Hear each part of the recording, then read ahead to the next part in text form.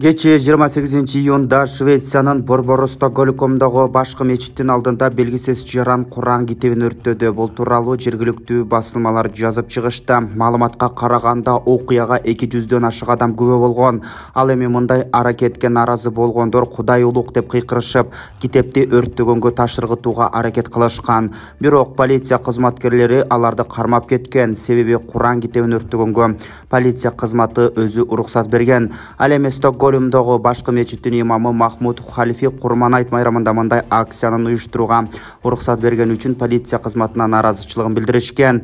Жыл сайын мечитке Курман айт күнү 10 миңден ашык адам келет. Полиция кызматы акцияны башка жерде деле уюштурса болмок, бирок алар андай кылууну ойлонушкан жок, деди. Белгилеп кетсек, Швеция буга чейин НАТОга мүчө болуу ниетин билдирген, бирок Туркия Швецияны террорчу деп эсептеген адамдарга башпаанек берип жатат деп айыптап, аларды экстрадациялоону талап кылуу менен НАТОго кошулуусуна каршы чыгышкан. Туркиянын тышкы иштер министри Хакан Фидан кечеки окуя боюнча социалдык тармактагы баракчасында пикирин билдирип, исламга каршы наразычылык акцияларына жол берүүнүн кабыл алынгыс экенин айтты. Фидандын пикиринде сөз эркиндигин шылтоолоп, исламга каршы аракеттерге жол берилбеши керек. Ошондой эле министр мындай ыплас иштерге көз жумуп коюу кылмышка кошо аралашууну билдире турганын баса белгиледи. Эске салсак, 23-жылдын башында оңчул катуу Корс партиясынын лидери Расмус Палудан Туркиянын элчилигинин алдында Куран китепти өрттөп жиберген. Саясатчы өз сөзүндө Туркиянын президенти Режеп Тайип Эрдоганды сындап, Мухаммед пайгамбардын карикатурасындагы көрсөткөн.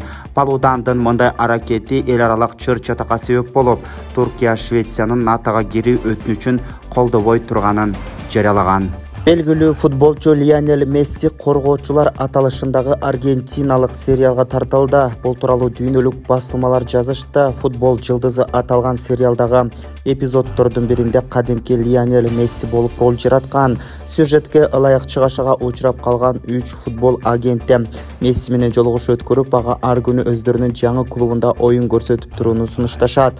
Бул жол менен алар бардык чыгашасын жабууну көздөшөт, бирок алардын жеке кызыкчылыгын байкаган Месси сунушка макул болбой, агенттердин бирөөсү менен тартышка кетет.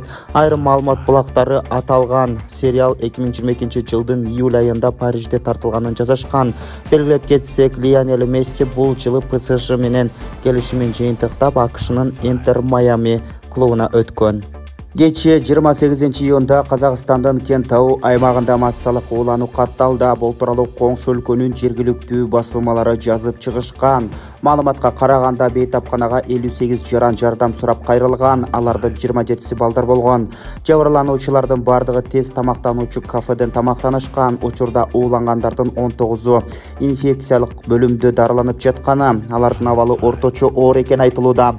Ал эми аталган кафеге карата лабораториялык изилдөө жүргүзүлүп жатканы маалым болду.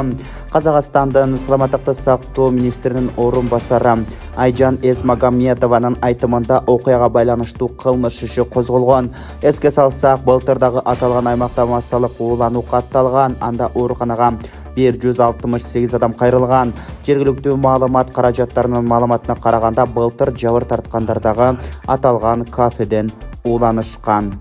Альфа Телеком же Мегаком ишканасынын мурдагы жетекчиси Азат Базаркулов СИЗОго киргизилди. Бул тууралуу 1-май райондук сотунан кабарлашты. Маалыматка ылайык, 1-май райондук соту Базаркуловду 9-августка чейин УКМКнын тергөө абагына камакка алуу чечимин чыгарган.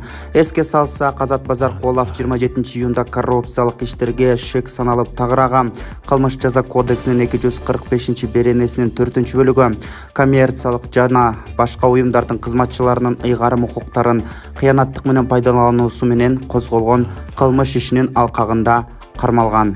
Нарында өткөн Кыргыз шырдагы 13-чү эл аралык фестивалында шырдак 400 000 сомго сатылды. Аны Казакстандан келген коноктор сатып алган. Бул тууралуу президенттин Нарын облусундагы өкүлчүлүгүнөн кабарлашты.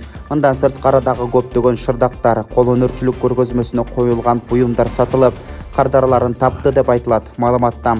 Маалым болгондой, фестивалга 70ден ашык кол өнөрчүлөр келип, 300дөн ашык шырдактар коюлду.